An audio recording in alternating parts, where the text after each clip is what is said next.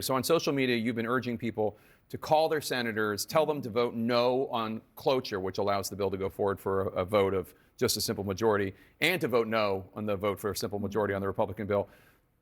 What do you say to the counter argument of like a government shutdown hurts the country, hurts the people you represent from Queens and the Bronx? Absolutely, and that is why House Democrats have laid out a plan, as well as several Senate Democrats laid out a plan to keep government open for another 30 days as Republicans negotiate a deal with Democrats in order to have an extended government funding bill. But the House would have to come back into session, right? But House Democrats are in town. We're afraid of working? Is that the problem here? That the idea that, God forbid, members of Congress have to fly back and do their jobs? Okay. Genuinely, come on. So Chuck Schumer, I guess the Senate Democratic leader, your senator, said at this meeting that he is going to vote for cloture. He is going to vote to allow there to be a simple majority vote. You think that's wrong? I believe that's a tremendous mistake. Yes. Why?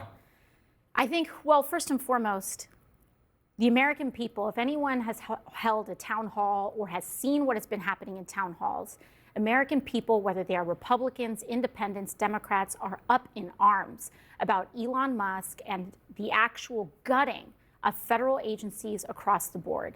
This continuing resolution codifies much of this chaos that Elon Musk is wreaking havoc on the federal government. It codifies many of those changes. It sacrifices and completely eliminates congressional authority in order to review these impulsive Trump tariffs that he's switching on and off. And on top of that, for folks who are concerned about effectiveness in government, this Republican extreme spending bill removes all of the guardrails and all of the accountability measures to ensure that money is being spent in the way that Congress has directed for it to be spent.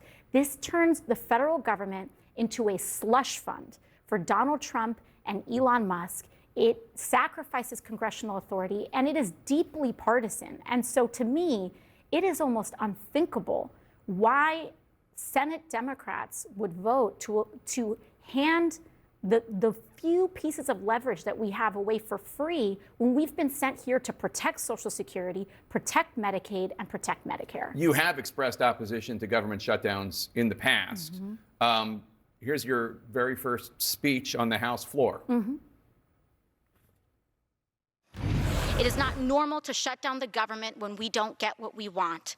It is not normal for public servants to run away and hide from the public that they serve. And it is certainly not normal to starve the people we serve for a proposal that is wildly unpopular among the American people. Now, I get that you hate this continuing resolution. You don't think it's a good bill, but the alternative is likely a government shutdown. Well, the alternative is to agree on a 30-day stopgap to keep government open as negotiated. The proposal is in front of the House. The proposal is on the Senate. Republicans had time to seek Democratic votes, and we can extend that time for them to seek that vote.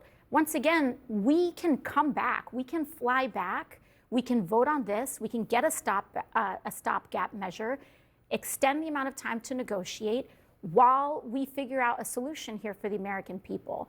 And I also agree, again, I maintain that position that government shutdowns, we can keep the government open with a 30-day clean CR.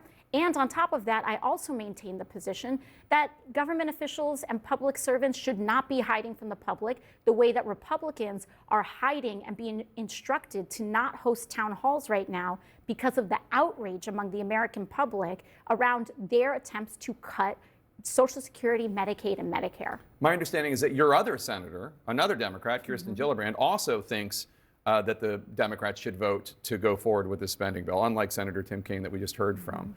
And my guess is, I don't speak for either Schumer or Gillibrand, but my guess would be if they were here, they'd say, you're being naive. It's really just a choice between voting for a government shutdown or voting not for a government shutdown. People aren't going to come back. It just doesn't happen that way. Again, that's not me. I imagine that that's what they would say to you. Yeah. I understand that Senate Democrats think that it is beyond wildest convention for us to come back, but House Democrats have done that before. The House has reconvened in emergency sessions before.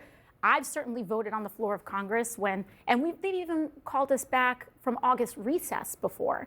This idea that it is beyond the scope of imagination for us to come back from vacation is just not an acceptable answer for the American public. I want to play something that President Trump said earlier today. Take a listen.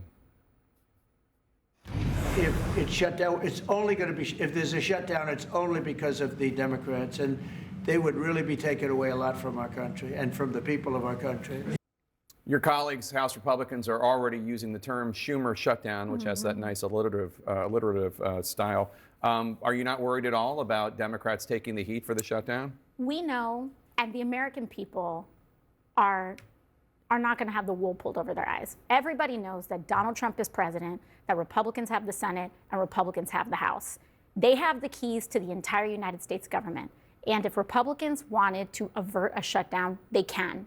They can. They can, if they need Democratic votes, then they can negotiate with Democrats to get those votes. It is simple. They have two options, to pass it with their votes or to pass it with Democratic votes. And we also see the data bearing this out. When you look at public polling from very reputable firms, we see that the American people understand that, and they know that the party in charge of government is the party that's in charge of keeping government open. What do you think of the job Democratic leaders are doing, not just Senate Democratic leaders, but also Hakeem Jeffries, the Democratic leader in the House, your fellow New Yorker, in terms of standing up to Trump? Well, when we look at this vote around this government funding bill that we saw this week, Leader Hakeem Jeffries was able to keep the entire House Democratic caucus united and together. Except for Jared Golden. Right. Except for Every one. single House Democrat, including every single House Democrat who won a Trump district, except for one out of over 200, voted against this deeply partisan, extreme Republican spending bill. Not just because they're Democrats, but because they know it's bad for the country. This bill is bad for the country. And so I think that in terms of Democratic leadership in the House, we've seen that result in the House. I think it's time that we see similar results in the Senate. Would you, what do you think of the job that Chuck Schumer is doing? Would you ever challenge him, do you think? I think that what we need right now is a united Senate Democratic caucus that can stand up for this country and not vote for cloture and not vote for this bill. And I think that the strength that we have is in this moment. Reconciliation and all of these, Republicans do not need Democratic votes for that. They need it for this. And so the strength of our leadership in this moment is going to demonstrate the strength of our caucus. And I cannot urge enough how bad of an idea it is to empower and enable Donald Trump and Elon Musk in this moment. It is dangerous and it is reckless. Well, you just talked about the strength of your leadership. Chuck Schumer just said that he's going to vote for cloture. Not only the Democrats can do it, but he's going to participate in it. Does that mean that you think he's a weak Senate leader? I think that would be a mistake. But we have time between now and tomorrow, and I hope that individuals that are considering that reconsider it. I genuinely do. I don't think it's what New Yorkers want. I don't think it's what the country wants. This is genuinely not about Democrats or Republicans. This is about deep cuts to Social Security, Medicare, Medicaid. This is about the evisceration of the federal government. This is about codifying the looting that is happening at the behest of Elon Musk in order to pay for his tax breaks for billionaires. And we have a responsibility to stand up for it. That is why people elected us, and that is our responsibility to them right now.